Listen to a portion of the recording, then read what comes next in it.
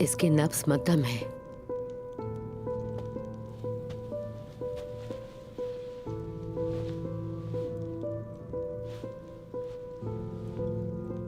जहर दिया गया है। हम अब कुछ भी नहीं कर सकते। ये मर जाएगी। ये मेरे पास उस्मान की अमानत है। ये हाइमा अम्मी का खैमा है। यहां शिफा की तलाश में आने वाले खाली हाथ नहीं जाते।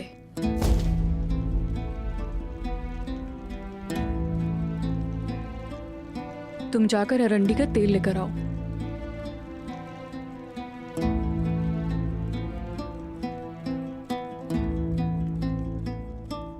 जाके तेल ले आओ।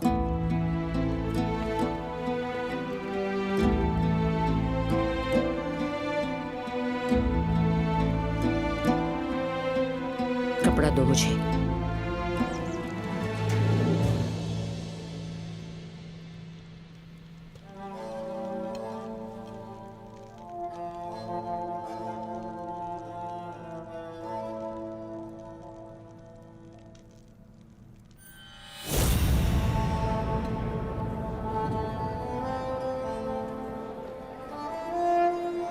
असली और कर्म।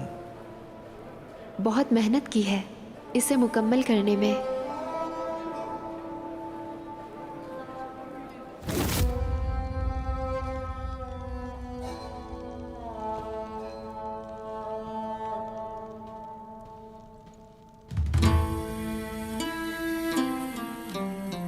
आंखें खोलो आइगुल, वो लड़की यहाँ तक पहुँच चुकी है।